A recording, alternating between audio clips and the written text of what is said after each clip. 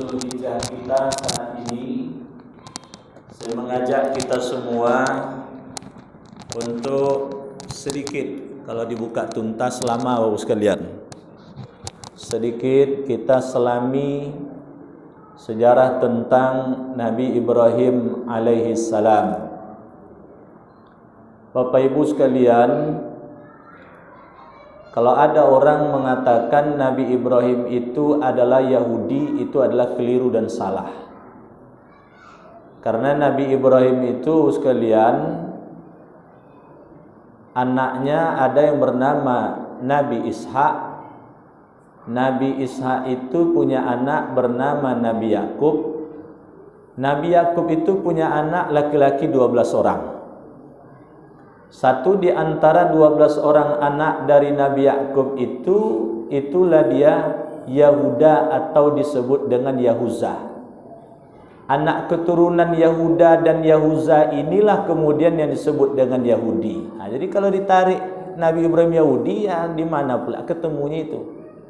Nah, karena orang-orang non-Islam itu menyebut Nabi Ibrahim itu adalah Yahudi gitu ya. Yahudi itu bukan agama, itu adalah etnis. Jadi Yahudi itu adalah anak keturunan dari Yahuda atau Yahuza. Jadi Nabi Ibrahim adalah putra dari Azar. Dia lahir di daerah Babilonia. Dia lahir di bawah kekuasaan raja yang bernama Namrud. Seorang raja yang punya ambisi besar, dengan kesuksesan besar, ingin kemudian jadi Tuhan dan disembah oleh rakyatnya. Nah, cuman dalam proses tahapannya itu disuruhnya dulu rakyatnya nyembah patung. Nanti kalau sudah kemudian rakyatnya berargumentasi, patung ini kan tidak bisa ngapa-ngapa, ngapa pula disembah. Nah, baru kemudian masuk misinya nanti. Nah, kalau gitu kalian nyembah saya sajalah katanya. Nah, maka sebelum itu diberi pelajaran oleh Nabi Ibrahim, dihancurkannya patungnya Bapak sekalian. Maka dalam sidang atau dalam pengadilan itu kemudian Nabi Ibrahim yang sudah diejek dan dihina oleh rakyatnya Raja Namrud itu sampai kemudian menghakimi Nabi Ibrahim, lalu kemudian bertanya pada Nabi Ibrahim hakimnya, "Ya Ibrahim, kenapa engkau kemudian menghancurkan berhala-berhala ini?" Kata Nabi Ibrahim, "Dari mana pula kalian tahu saya menghancurkannya?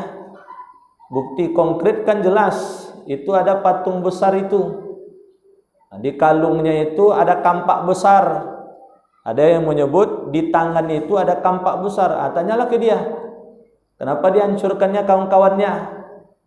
Nah, maka akhirnya dikatakan oleh hakim dan penuntut ketika itu, gimana ceritanya dia akan bisa menjawab? Dijawab oleh Nabi Ibrahim, masuklah misi dakwah Nabi. Nah, jangankan kemudian dia membela diri yang lain, menyelamatkan dirinya saja dari tuduhan dia sebagai penghancur kawan-kawannya saja tidak bisa dia. Itu pula yang kalian jadikan Tuhan. Jadi dalam suasana seperti inilah Nabi Ibrahim tumbuh besar. Ayahnya bernama Azar, tukang pahat patung pula lagi. Makanya Nabi Ibrahim kecil sampai remaja itu memang dia ditugasi oleh ayahnya menjual patung. Nabi Ibrahim adalah orang yang sangat berbakti kepada ayahnya. Sekalipun musyrik, dia tetap jalankan perintah ayahnya, tapi tidak mengotori dari tauhid atau akidahnya. Maka Nabi Ibrahim menjual dan menjajakan patung tersebut. Nah, ini kalau pedagang tak boleh contoh ini. Kalau contoh pula tak laku dagangannya nanti. Nabi Ibrahim itu kalau berdagang patung, siapa yang berminat beli patung yang tak bisa ngapa-ngapain ini? Siapa yang berminat untuk membeli patung yang tidak ada manfaatnya ini? Tentu orang tak ada yang mau beli patung jadinya. Akhirnya ayahnya berkesimpulan tak cocok anak saya sebagai pedagang nih katanya. Akhirnya kemudian tidak lagi disuruh untuk jual patung tersebut. Jadi kalau kita lihat Bapak sekalian, Nabi Ibrahim ini dia perjalanan hidupnya setidaknya kita bisa lihat dari sisi 3 tempat. Dia kecil sampai kemudian remaja, Dia berada di Babilonia bersama ayahnya sampai dewasa. Disinilah kemudian ujian akidah Nabi Ibrahim. Sekalipun dia belum resmi menjadi Nabi dan Rasul, tetapi didikan dari Allah, dipelihara Nabi Ibrahim tersebut dari nilai-nilai kemusyrikan. Setelah kemudian Nabi Ibrahim tumbuh dewasa, tak mungkin rasanya untuk membersihkan nilai-nilai kemusyrikan di sana. Terlebih lagi kemudian Azar pun sudah berdiskusi langsung dengan Nabi Ibrahim, sudah berapologi Pak Bu, Namrud tersebut, Raja Namrud tersebut terhadap Nabi Ibrahim. Ya Ibrahim, katanya, kenapa engkau tidak mau menyembah kepada patungku? Kalau kemudian tak mau, sembahlah aku ini ibaratnya Tuhan, katanya. Lalu kemudian kata Nabi Ibrahim, gimana ceritanya engkau Tuhan? Engkau tak bisa menghidupkan dan mematikan. Apa jawab Raja Namrud ketika itu? Saya bisa menghidupkan dan mematikan, katanya. Buktinya siapa yang saya jatuhi hukuman mati, tak jadi saya jatuhi hukuman mati, hidup dia. Nah, berarti bebas dia. Siapa yang saya kendaki dijatuhi hukuman mati, mati dia. Berarti saya bisa menghidupkan dan mematikan. Adu logika seperti ini tak mungkin dilanjut. Akhirnya kemudian Nabi Ibrahim ajak argumentasi yang lain. Kalau begitu gini sajalah. Tuhan saya itu, kata Nabi Ibrahim, adalah Tuhan yang dia setiap hari menerbitkan matahari dari timur, menenggelamkan matahari dari barat. Sekarang saya tidak minta kepada engkau untuk menciptakan matahari, rubah sajalah, terbitnya dari barat, tenggelamnya dari timur, katanya. Di situ baru tak bisa menjawab. Akhirnya kemudian sekalipun, ini hebatnya Raja Namrud ini, sekalipun dia tidak langsung memerangi Nabi Ibrahim, tapi di mana Nabi Ibrahim berdakwah, disitulah kemudian mata-mata Raja Namrud untuk mencari tahu dan berupaya menjauhkan rakyatnya dari Nabi Ibrahim. Disinilah sulitnya Nabi Ibrahim tersebut berdakwah. Itu makanya fase pertama ini pindah kemudian Nabi Ibrahim ke Palestina. Pindah ke Palestina. Pindah ke Palestina, disinilah kemudian Nabi Ibrahim menjadi seorang peternak. Itulah kisah Pak Bu, di mana Nabi Ibrahim tersebut menjadi sukses. Sampai nanti dia bagus sekalian terkenal, pada akhirnya nanti sukses di Mesir, sukses besar bersama Nabi Lut. Dia kongsi dagang tuh Pak Bu sekalian, kongsi usaha dengan Nabi Lut. Sampai pada akhirnya untuk menghilangkan kecemburuan dari orang, baru kemudian mereka berpisah. Maka kemudian Nabi Lut pergi ke negeri Sodom. Nanti itu disebut dengan Sodomi, itu dari negeri Sodom. Baru kemudian Nabi Ibrahim bertahan di Mesir. Tapi sebelum itu sempat di Palestina. Dia sempat kemudian menjadi peternak, sampai kemudian tiba masanya muncul kemarau panjang, terjadi paceklik, terjadi kemudian kegagalan demi kegagalan, sulit ekonomi di sana. Barulah kemudian Nabi Ibrahim berpindah ke Mesir. Inilah 3 fase perjalanannya Pak Bu. Tiba di Mesir, ketemu pula dengan penguasa yang mata keranjang. Istri Nabi Ibrahim kan Siti Sarah. Ini cantiknya luar biasa Pak Bu. Nah, penguasa Mesir ini paling tidak mau kalau ada wanita cantik yang disukai olehnya punya suami. Kalau punya suami, suaminya dibunuh. Maka Nabi Ibrahim begitu ketemu dengan raja tersebut, dia ngakunya bahwa Siti Sarah tersebut adalah saudaranya. Sehingga akhirnya kemudian dibawalah itu istri Nabi Ibrahim oleh raja mata keranjang tadi. Di sinilah kemudian Nabi Ibrahim betul-betul gelisah, lalu tiada jalan, tiada upaya kecuali berdoa kepada Allah agar kemudian diselamatkan Siti Sarah, dijaga kesucian Siti Sarah. Siti Sarah pun luar biasa gelisah, selalu berdoa kepada Allah Subhanahu wa taala walaupun dapat fasilitas istimewa di kerajaan tersebut agar kemudian dia bisa kembali kepada suaminya. Sampai akhirnya raja tersebut bermimpi bahwa Siti Sarah ini punya suami dan dia diperintahkan untuk mengembalikan Siti Sarah tersebut kepada suaminya. Disitulah kemudian Pak Bu, sebagai penghormatan terhadap kecantikan Siti Sarah, raja tersebut memberi hadiah seorang budak yang istimewa, budak tersebutlah yang bernama Siti Hajar. Maka sekalian di situ mulai muncul cerita lakon dari Siti Hajar. Maka akhirnya Bapak sekalian, memang Nabi Ibrahim ini tumbuh menjadi orang yang sukses. Orang yang sukses, yang rasa syukurnya kepada Allah luar biasa bagus, ketaatannya kepada Allah luar biasa bagus. Sehingga satu waktu Nabi Ibrahim itu pernah dia berkorban dalam bentuk 1000 domba, 100 ekor unta, dan 300 ekor sapi. Jadi ada riwayat menceritakan ketika Nabi Ibrahim bertemu dengan seseorang, orang tersebut bertanya dengan takjub dengan hewan yang begitu banyak yang akan dipersembahkan oleh Nabi Ibrahim sebagai kurban. Wahai saudaraku, ini hewan ini milik siapa? Kata Nabi Ibrahim, hari ini, saat ini masih milikku, tapi nanti akan menjadi milik Allah karena sudah diniatkan untuk kurban. Maka kemudian bercaklah kalimat dari orang tersebut, luar biasa engkau, sebegitu luar biasa banyaknya korban engkau untuk Allah. Keluarlah kalimat dari lisan Nabi Ibrahim, jangankan ini, andaikan aku dikarunia anak nanti, Allah minta anak untuk dikorbankan, disembelih, maka aku akan sembelih anakku tersebut. Inilah nanti ceritanya sekalian berkaitan dengan Nabi Ismail alaihi salam.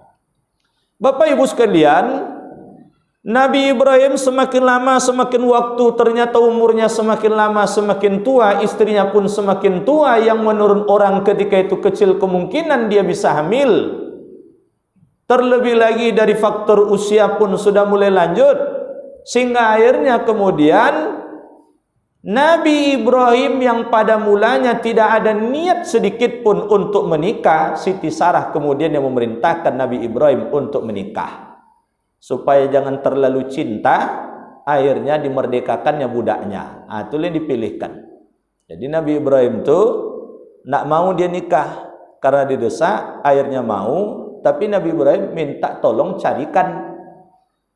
Begitu dicari, ya namanya fitrah wanita tentu tidak mau saingannya lebih hebat dari dia, lebih cantik dari dia. Dicarinya budaknya sendiri, sehingga diharapkan tidak terlalu cinta.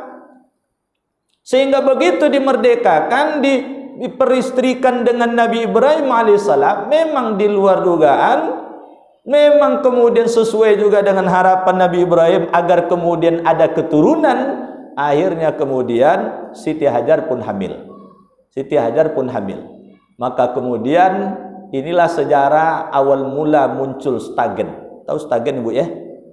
Untuk menutupi kehamilan, dililitkanlah kain dengan kencang.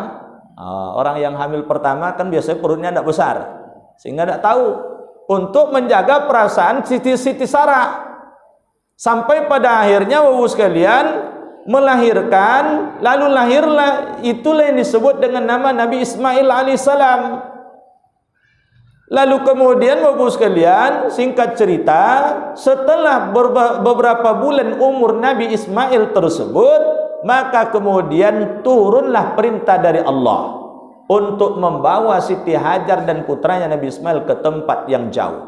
Berawal dari keinginan Siti Sarah yang bercampur dengan sedikit kecemburuan, wahai suamiku, tolonglah jauhkan sedikit Siti Hajar ini dari tempat tinggalku. Artinya dibuatlah jarak, jangan terlalu dekat, karena Nabi Ibrahim perhatiannya sudah mulai tercurah kepada Nabi Ismail. Disinilah kemudian turun perintah Allah. Begitu turun perintah dari Allah, Bapak sekalian, bukan sekedar sedikit jauh, memang betul-betul jauh. Sehingga kemudian dibawa di satu tempat yang sekarang disebut dengan Mekah, tepatnya di sisi Ka'bah, yang ketika itu Ka'bah tersebut berbentuk gundukan-gundukan batu setelah terjadi bencana dahsyat pada masa Nabi Nuh. Yang jangankan manusia, unggas pun ada hidup di sana. Sehingga akhirnya kemudian ditinggalkanlah di sini Bapak sekalian. Jadi Bapak sekalian, dari ringkas cerita awal ini, apa yang bisa kita ambil pelajaran sekalian? Pertama, Nabi Ibrahim tersebut adalah seorang hamba Allah yang senantiasa menjaga kemurnian akidahnya, lalu kemudian senantiasa menjalankan ketaatan kepada Allah dengan senantiasa berbaik sangka. Nah, Bapak sekalian, dapat kita bayangkan itu.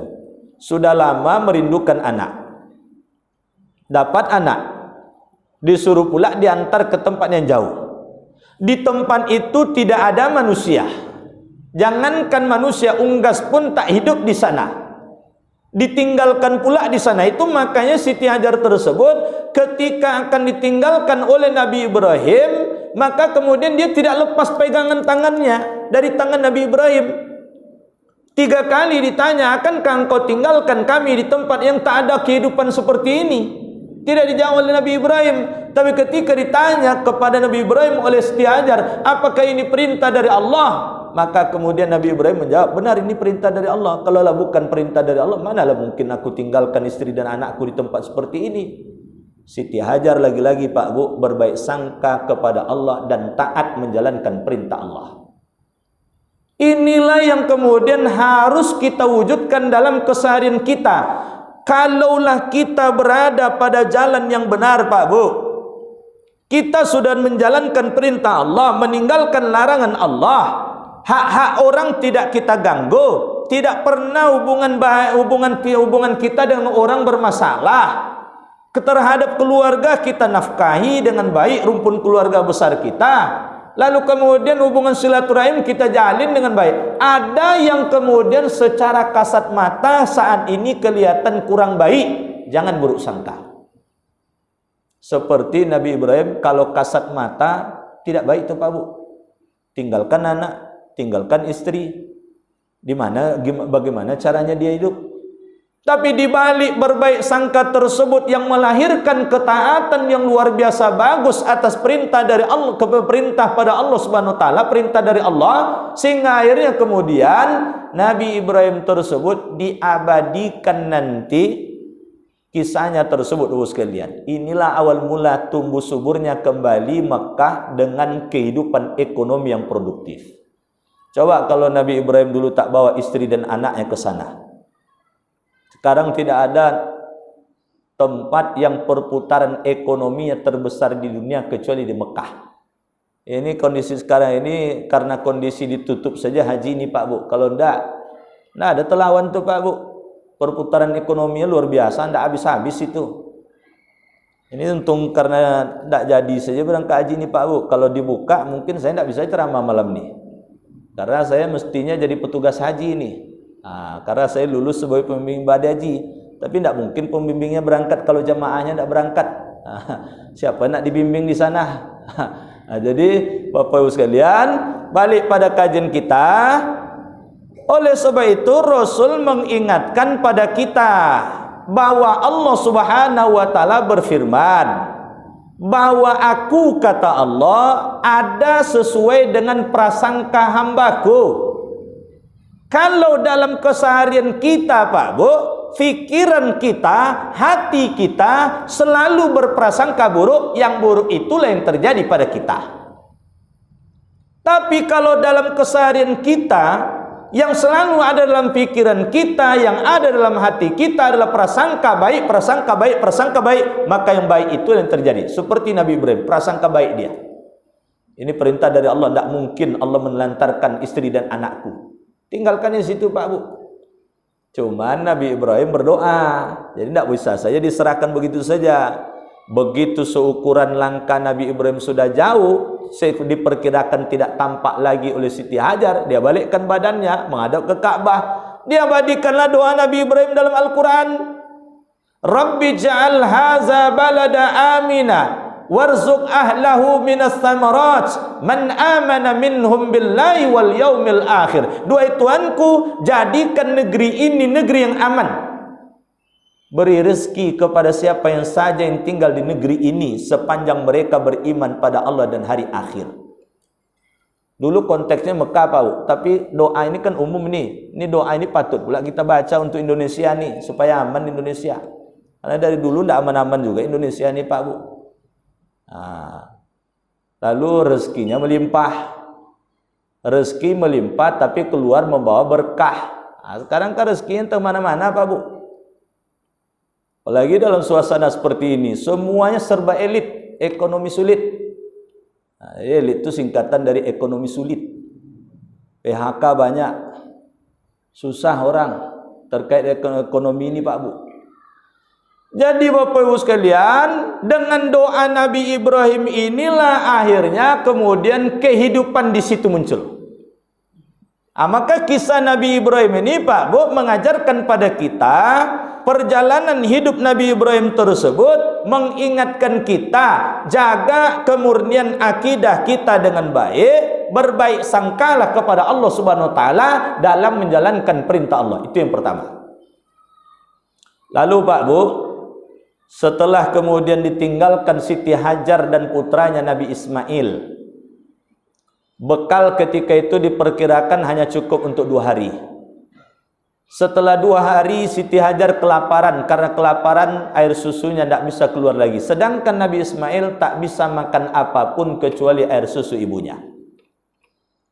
Maka kemudian Bapak, sekalipun logika manusia mengatakan tak mungkin ada rezeki di sana, tak mungkin ada rezeki rasanya di sana, tapi dalam urusan rezeki Pak Bu tidak bisa dilogikakan.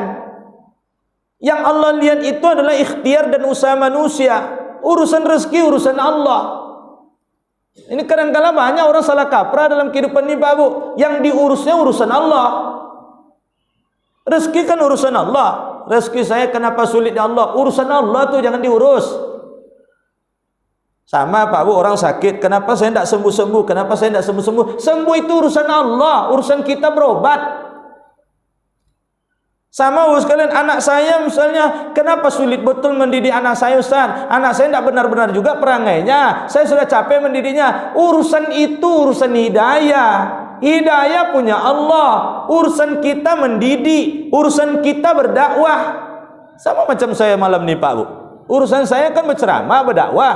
Apakah Bapak Ibu dengar atau tidak, apakah Bapak Ibu terima menjadi hidayah atau tidak, itu urusan Allah dengan Bapak Ibu. Tidak bisa saya maksakan. Tidur pun Bapak Ibu saya tidak bisa maksakan. Apalagi nyandar-nyandar.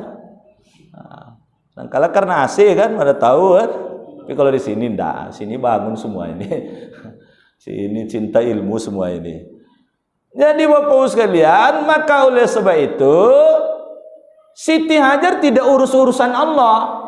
Yang dia urus urusannya. Urusannya apa? Berusaha, bekerja. Dia layangkan pandangannya ke Safa. Begitu dia layangkan pandangannya ke Bukit Safa, seakan di puncak Bukit Safa tersebut ada kilauan air. Dia pun meninggalkan anaknya di sisi Ka'bah. Itu yang disebut dengan Hijir Ismail. Hijir artinya pangkuan, Ismail nama. Jadi pangkuan Ismail. Dia tinggalkan menuju Safa. Apa arti Safa, Pak? Safa itu maknanya kesucian hati dan ketegaran jiwa. Jadi dalam berjuang mencari rezeki ini butuh kesucian hati dan ketenangan jiwa. Jadi kalau tidak ada kesucian hati, ketenangan jiwa atau tidak sabar, tidak jadi Pak Bu. Nah, maka kemudian sampai di puncak Bukit Safa ternyata tidak ketemu air. Lalu dia layangkan pandangannya lagi ke putranya Nabi Ismail di sisi Ka'bah. Tampak olehnya gerakan dari putranya, masih hidup berarti putranya. Lalu kemudian sayup-sayup terdengar suara tangisan dari Nabi Ismail. Lalu kemudian dia layangkan pandangannya ke Bukit Marwah. Apa arti Marwah? Marwah itu artinya ideal manusia. Jadi kita berusaha menjadi manusia yang ideal harus berawal dari kesucian hati dan ketegaran jiwa. Baru bisa menjadi Marwah nanti. Dituruni olehnya Bukit Safa karena di puncak Bukit Marwah seakan tampak olehnya kilauan air. Dia pun berjalan bercampur berlari dari kecil menuju Bukit Marwah. Sampai di Bukit Marwah ternyata tidak ketemu air. Dia lihat lagi anaknya, masih hidup anaknya. Dia lihat lagi ke Bukit Safa, tampak pula seakan ada kilauan air. 7 kali Pak Bu bolak-balik. Kalau kita sudah sekali datang ke sana, tidak ada rezeki, balik kita. Datang ke situ lagi 2 kali. Apa mungkin kita sampai bolak-balik sampai 7 kali? Tapi karena begitu yang bisa diusahakan oleh Siti Hajar, bola-balik dia. Sofa marwah 1, marwah sofa 2, sofa ke marwah 3, sofa marwah ke sofa 4, sofa ke marwah 5, marwah ke sofa 6, sofa ke marwah 7. Rupanya tidak dapat rezeki juga. Tapi dari mana dapat rezekinya? Dari rahmat Allah. Kalaulah bukan rahmat Allah, bagaimana mungkin hentakan tumit kaki Nabi Ismail bisa memancarkan zam. Jadi Pak Bu, ini kisah mengajarkan pada kita rezeki itu tidak mesti datang lewat kerja. Memang benar Pak Bu, rezeki itu datang lewat kerja, tetapi tidak semua rezeki itu datang lewat kerja. Bisa jadi lewat kerja satu waktu tak datang rezeki, tapi lewat lain datang rezeki. Ini contoh Pak Bu, Ali bin Abi Thalib, sepupu Rasul sekaligus menantu Rasul, karena dia adalah suami dari putrinya Rasul, Fatimah. Satu ketika Fatimah mengatakan pada Ali, "Wahai suamiku, ini isi dapur sudah hampir habis. Carilah kerja, carilah rezeki." Bukan berarti Ali pemalas, enggak apa Bu. Tapi Ali itu kalau dapat rezeki itu takkan dibiarkan olehnya lebih dari 3 hari, itu semuanya habis dibagi. Makanya Ali itu elit terus hidupnya, ekonomi sulit terus dia. Jadi Bapak-Ibu sekalian, keluar rumah Ali. Satu hari keluar rumah cari kerja. Seharian tak dapat kerja, tak dapat rezeki. Cocok dengan logika. Sampai di rumah ditanya oleh istrinya Fatimah, "Suamiku, gimana? Hari ini dapat kerja enggak? Dapat rezeki enggak?" Dijawab oleh Ali, "Seharian saya cari kerja, kerja tak dapat, rezeki tak dapat." Ini Fatimah dulu nih, bukan Fatimah sekarang, enggak tahu saya. Kalau Fatimah dulu, putrinya Rasul, apa jawabannya? Hari ini tak dapat kerja, mudah-mudahan besok dapat kerja. Hari ini tak dapat rezeki, mudah-mudahan besok dapat rezeki. Kalau Fatimah kini, entahlah. Sebanyak kok kerja bukan baru, tak dapat dia abang, bongak abang ngomong katanya. Mungkin begitu dia mungkin. Tapi Fatimah bukan baru tuh. Ada nama Fatimah sini Bu? Enggak ya, enggak. Nah, jangan pula tersinggung, awak lo ditembak di Ustaz gue, enggak Pak. Nah, besok Ali makin semangat cari kerja. Seharian cari kerja, kerja tak dapat, tapi rezeki dapat. Nah, ini kan masuk logika nih Pak Bu. Dari mana dapat rezeki? Ketemulah Ali ketika dia mulai pulang dan dalam kondisi lesu dan sedih. Ketemu dia dengan seorang kakek-kakek. "Engkaukah yang namanya Ali?" "Benar," katanya. "Berarti engkau anak Abu Thalib?" "Benar," katanya. "Ada apa?" katanya. "Dulu ayahmu pernah kerja denganku, sebagian gajinya belum aku bayar. Karena engkau ahli warisnya, ini gajinya yang belum aku bayar. 70 dinar. Bapak Ibu punya penghasilan setahun saya 20 dinar, itu sudah wajib zakat. Ini 70 dinar Pak Bu. Kali saya lah 2 juta misalnya, paling sedikit 2 juta. 2 juta kali 70 dinar Pak Bu, 140 juta. Apa ada orang yang tidak kerja tapi dapat rezeki 140 juta?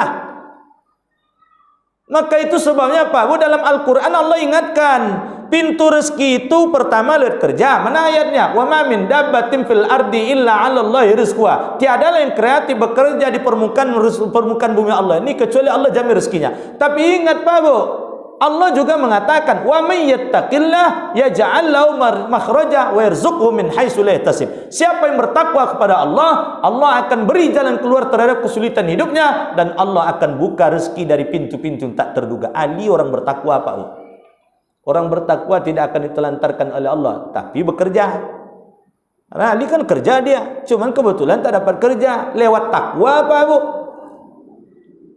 Nah, makanya dalam Al-Quran itu kan banyak tuh Pak Bu, silaturahim, sedekah, itu kan pembuka rezeki semuanya itu. Jadi jangan ukur rezeki itu dengan kerja saja, gila kita dibuatnya itu. Kerja saya begini, hasilnya harus begini. Rupanya kerja saya begini, hasilnya begitu.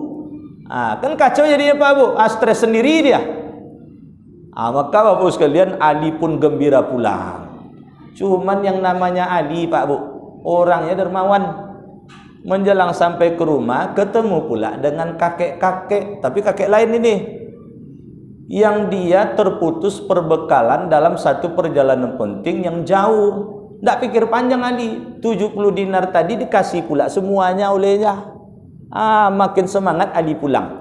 Ini bedanya Ali dulu dengan Ali sekarang.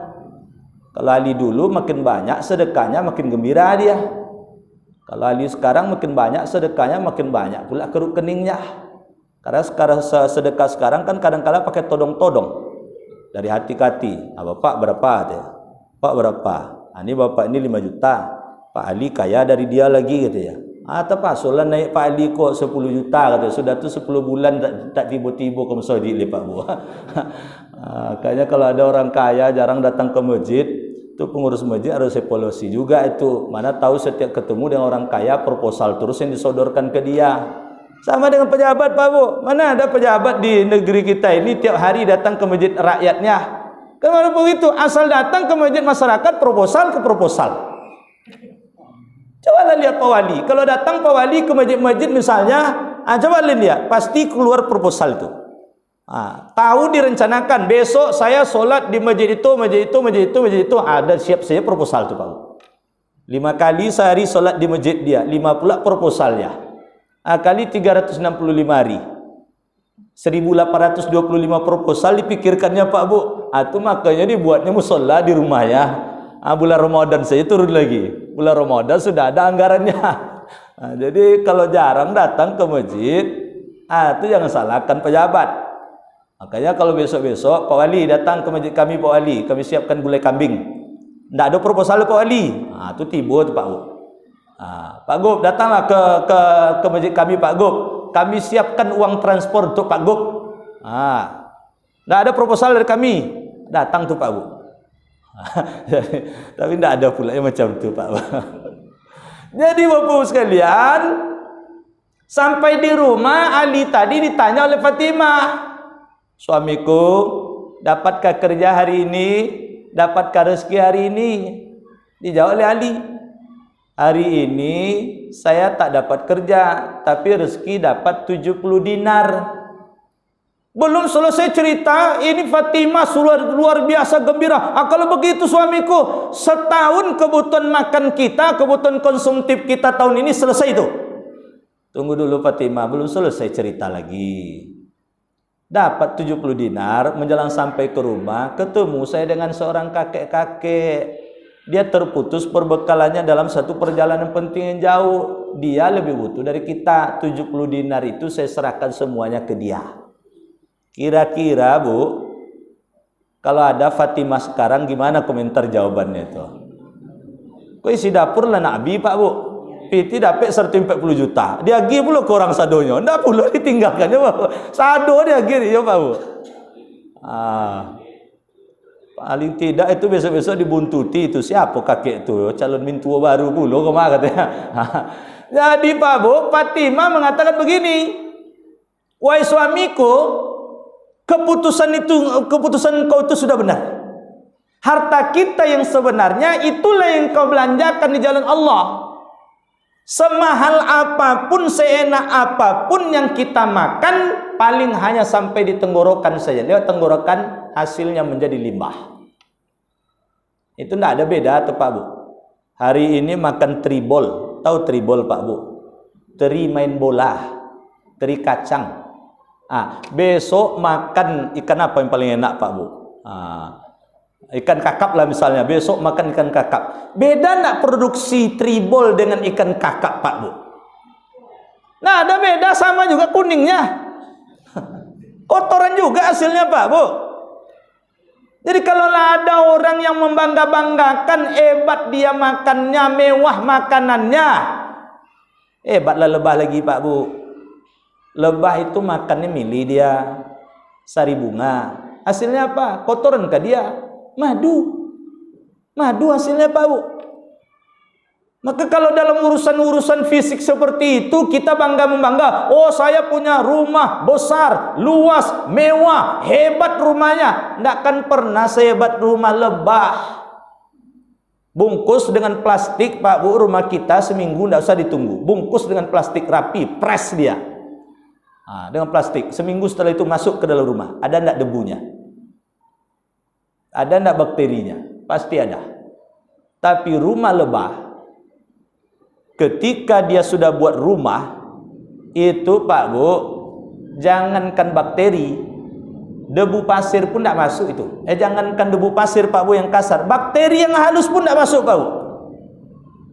Jadi Bapak Ibu sekalian, balik pada kajian kita, maka dengan kisah Nabi Ibrahim bersama keluarganya ini, kaitan dengan Siti Hajar tersebut, diyakinkan pada kita. Poin kedua, pelajaran yang patut diambil. Berusaha dan bekerjalah mencari rezeki yang halal. Maka di balik usaha tersebut, Allah pasti penuhi kebutuhan kita. Pasti Allah cukupkan Pak Bu. Pas saja tuh Pak Bu. Hidup ini paling enak pas-pas tuh Pak Bu. Tidak usahlah terlalu mewah, pas-pas sajalah. Pas nak beli mobil ada duitnya. Pas nak bangun rumah ada duitnya. Pas nak berangkat haji cukup duitnya. Tidak perlu mewah Pak Bu. Nah, jadi Bapak Ibu sekalian, dalam hidup ini yang kita kejar adalah keberkahan dari rezeki tersebut. Maka oleh sebab itu ketika mencari rezeki jangan targetkan angka-angka. Siti Hajar kan tidak targetkan angka-angka. Yang penting saya bekerja cari rezeki, Allah beri rezeki, cukup untuk saya, cukup untuk anak saya. Selesai. Caranya adalah dengan cara yang halal. Bagaimana cara yang halal? Dia kerahkan segenap kemampuan dimiliki olehnya. Maka dalam kehidupan ini Pak Bu, carilah rezeki yang zatnya adalah halal, cara memperolehnya adalah halal, ketika digunakan adalah proporsional. Itulah yang bahasa Al-Quran disebut halalan thayyibah. Halalan thayyibah. Nah, maka tidak ada jaminan Pak Bu, orang yang banyak harta pasti hidupnya bahagia. Kalaulah kebahagiaan milik orang yang banyak harta, kenapa Qarun tidak bahagia? Kenapa Sa'labah hidupnya celaka? Kenapa Abu Dzar Al-Ghifari seorang sahabat termiskin dari seluruh sahabat yang miskin? Tidak ada lagi orang sahabat yang lebih miskin darinya. Tapi hidupnya bahagia. Solatnya bisa khusyuk. Maka Bapak sekalian, yang kita kejar hidup itu adalah barokah dengan harta. Apa tanda orang berharta hidupnya barokah? Pertama, semakin berharta semakin taat dia beribadah. Maka kalau ada orang semakin berharta semakin tak berkualitas ibadahnya, tandanya sudah tidak berkah lagi harta tersebut. Yang kedua, semakin berharta semakin banyak orang merasakan manfaat dari hartanya. Sanak familinya semakin banyak merasakan dari hartanya tersebut.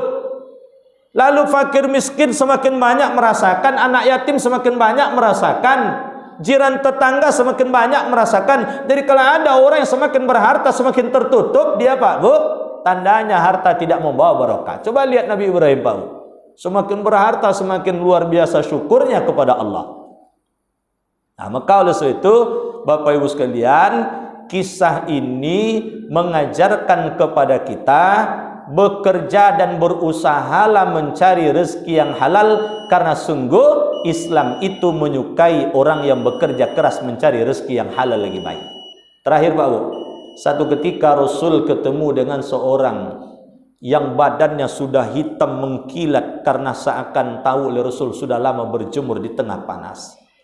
Tangannya melepuh, telapak tangannya pecah. Rasul bertanya, saudaraku, kenapa engkau seperti ini? Betul. Dijawab olehnya, bagaimana tidak akan seperti ini? Beban hidupku besar ya Rasul, sehingga kemudian saya bekerja keras untuk mendapatkan rezeki yang halal barokah ketika digunakan oleh anak dan keluargaku. Begitu mendapatkan berita itu Pak Bu, Rasul tarik tangannya, Rasul cium, lama Rasul menciumnya. Dan mengatakan kepadanya, sungguh Allah sayang kepada hambanya yang bekerja keras untuk memenuhi kebutuhan keluarganya. Maka oleh sebab itu Pak Bu, kerja itu tidak dinilai dari sisi apa kerjanya Pak Bu.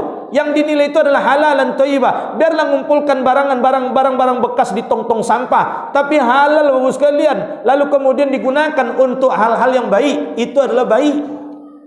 Walaupun orang itu berdasi, bekerja di tempat yang bersih, nyaman, sejuk, tapi kalau kemudian merongrong harta negara, harta orang lain, itu adalah pekerjaan yang hina. Oleh sebab itu tidak hanya ada dua ini Pak Bu, ada satu lagi tapi tak cukup waktu untuk membahasnya, bahwa sungguhnya Nabi Ibrahim tersebut adalah nabi dan keluarga yang senantiasa berkorban hanya karena Allah Subhanahu wa taala, bukan karena yang lainnya. Maka dari kisah-kisah ini Pak Bu, satu di antaranya kisah Nabi Ibrahim hari ini adalah memberikan nilai pelajaran yang banyak berharga bagi kehidupan kita, sampai kemudian diabadikan dalam dua ibadah besar, ibadah haji dan ibadah kurban Nabi Ibrahim tersebut. Itu tandanya kita memang patut berkaca sukses dari kesuksesan Nabi Ibrahim dan keluarganya. Mudah-mudahan kajian kita ini dapat mengingatkan diri saya dan kita semua, semoga kita senantiasa dijaga oleh Allah Subhanahu wa taala kesehatannya, senantiasa kemudian dipelihara oleh Allah agar senantiasa berada dalam hidayahnya dan mampu mengambil iktibar dan pelajaran dari kisah-kisah yang sudah diamparkan oleh Allah di dalam Al-Quran, dijelaskan oleh Rasul dalam hadis-hadisnya. Terima kasih Ibu sekalian, memang karena waktu Isya sudah masuk, kita cukupkan dulu sampai di sini. InsyaAllah lain waktu kita sambung kajian kita. Terima kasih atas segala perhatian, mohon maaf atas silap dan salah. Subhanakallahumma bihamdika asyhadu an la ilaha illa anta astaghfiruka wa atubu ilaik. Assalamualaikum warahmatullahi wabarakatuh.